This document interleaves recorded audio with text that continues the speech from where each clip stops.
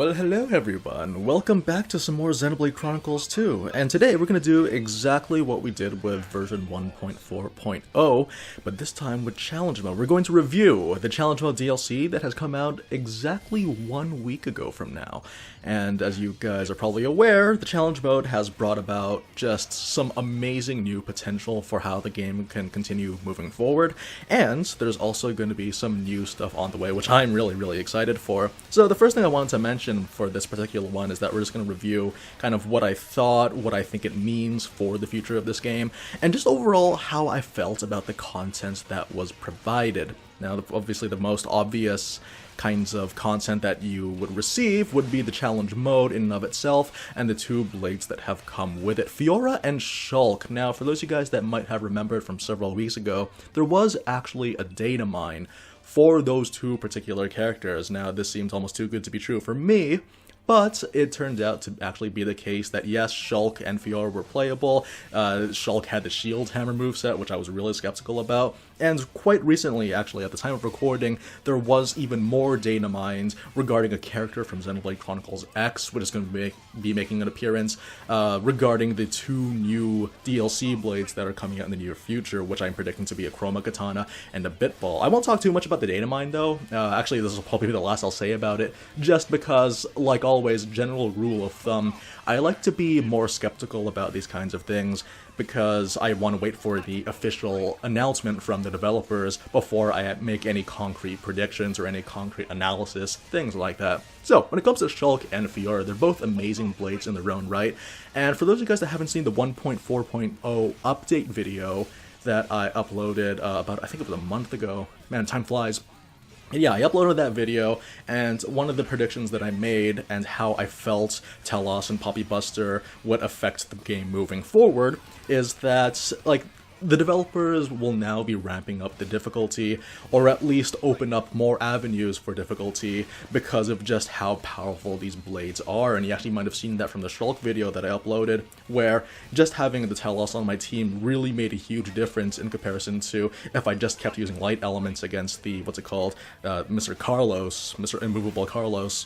So yeah, that's kind of what it is, though, is that there would be plenty of opportunities for the developers to make the game more difficult for people that have been kind of following the DLCs as they have come out. It's going to be really funny for people that are new to the game, people that have either just recently picked up the game, or the people that are getting the game in the coming years. It might be kind of strange just to see how interesting the difficulty spikes will be for those people, but I'm really glad to say that Shulk and Fiora are also a step in the correct direction.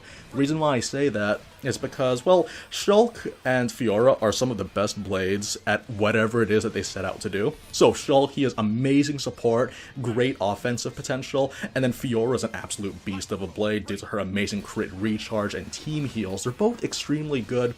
And, like, for those of you guys that have played the challenge mode, and also kind of how I felt about it, is that the much more difficult challenges are a lot more doable by using those blades and any combination of the blades that you already have. So, moving forward, this just sets a really awesome precedence. I said the exact same thing with Poppy Buster and T-elos, but when you see how all these blades come together and how they're going to affect the game, you can tell that they're getting us ready. They're getting us ready for something big, and there's going to be some more big DLCs before the actual Golden Country expansion comes out later this fall. Now, the first thing I also wanted to review is the blades. They're pretty awesome, that's the thing. They're really easy to get. The affinity charts are a lot less painful to do compared to the last update.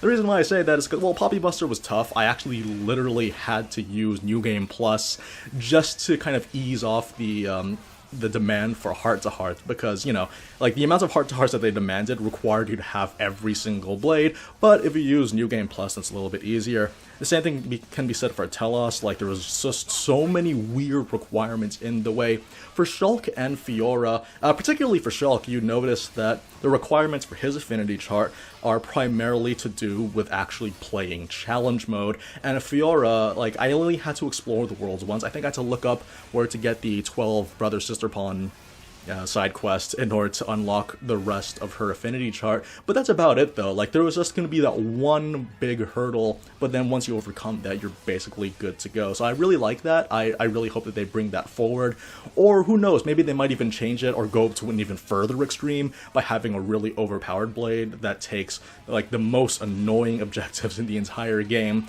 And I'd say it would be worth it though. Honestly, affinity charts are like a big part of why I like this game so much, and the reason why I keep playing it even all these months later. I've logged about 550 hours in by now, and I don't show any signs of slowing down for this one, so it's gonna be really, really fun. Now, the other thing I want to say, challenge mode in and of itself, I'm very impressed by what they've done. Like, I really, really liked it. Part of the reason why I liked it so much is this, the concept in and of itself was just more challenges with special objectives, and I love that. I wouldn't trade that for the world. But I think the part that really stood out to me, for those of you guys that didn't see my stream playing it for the first time, I really enjoyed the fact that the hardest challenges on challenge mode can be accessed instantly. This is really cool because they didn't really pad the game, which is nice. Like, they didn't have it so that you have to go through all the really boring, easy stuff, or the stuff that was at least too easy for me, just so that I could access the good stuff. They can let me go straight into it, and I had so much fun playing it though, because there's all these new challenges. You know, for guys like me, we like to have our one-shot builds, one-shot chain attack builds. You know, we have all these different things under our belts after so many hours of playing, that finally, we get to see a challenge that makes us think, scratch our heads, take a better look at our parties. Now, obviously, yes, there are guys like you that are out there that can beat this in less than 60 seconds, but, you know, for us mere mortals, we just have a lot of fun with this. Like, you're getting all the different pieces of the puzzle together, and then you can use that to overcome the challenges, and honestly, that's a feeling that you don't really feel after you beat the game. Like, when you're beating the game, yes, that feeling of overcoming the insurmountable odds is right there, but then when you have what we have in challenge mode, then you get to feel it again, and it's just extremely valuable to me. So yeah, there's so many cool things about that, and the great thing about challenge mode is that since it just brought up the ceiling to what your blades could accomplish, or what our party setups or builds can accomplish, it just sets a new standard for us, and that's what I really enjoy the most. The best part about Xenoblade Chronicles 2 is being able to develop your characters, and with these challenge modes, you kind of give yourself a new goal to reach, and that's kind of the most valuable part. In terms of parts that I didn't like about the actual DLC, or like for the challenge mode, the only complaint that I really could have is just the costume rewards. Well, that was a mixed bag, okay? Don't get the wrong idea. I loved the costumes in this game. And not just enough, I liked all of them. I know some people might be disappointed with what some of them got, and also because they take up an accessory slot, that means that, like, you know, there's the double-edged sword of, that's really cool because it augments a certain playstyle, but also means that it takes away from playstyle that you yourself as a person has, you know, and that's kind of how it is. Like, Zeke has an amazing sort of costume for him, whereas like Torna's costume, while cool looking, doesn't necessarily complement how I personally use him, and that's a little bit disappointing. But the only issue that I had is that because of all the potential Nopon stones, because remember, like, if you play this game a lot, like I do, you're gonna have so many Nopon stones, but not very much to do with it. And which is a little bit upsetting. I kind of wish that there was like a larger shop for the Nopon stones, and who knows, maybe in future updates we'll get more stuff. It's great that we can purchase the costumes, and I like that, actually. I like the feeling of unlocking costumes, but I would like to be able to spend Nopon stones on more stuff, just because it doesn't sell for very well at shops. So I figured, you know what, let's get some more things then. So yeah, that's all I can really say about it. I really enjoy the fact that they've given us level 6 variants of Ox Cores. That is amazing, and yeah, that just kind of reinforces my suspicion that there's gonna be bigger challenges on the way, because now we're going past what the original peak was. We got critical up 6, we got special level 1 6, we got outdoor attack, all these cool different Ox Cores, and now we can do them better. Not to mention all the amazing accessories that we have are actually stronger than the level 3 variants of what we used to have. That's really, really cool, and honestly, that's what makes me so excited for what we have going forward. There's gonna be some more DLC on the way. I really can't wait to play it, and honestly, for those of you guys that haven't picked out the DLC, or maybe if you guys have Xenoblade Chronicles 2, and you haven't like gotten into the expansion pass, I highly recommend you do so, because it's just more of the same stuff sure. But the thing is, though, it really just goes to show that by judging based on the quality of the newest DLC blades, that the developers are paying attention, that they understand what exactly goes into a good, strong, effective blade.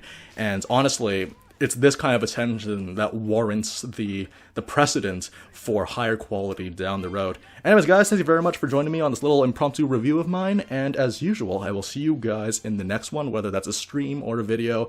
Take care.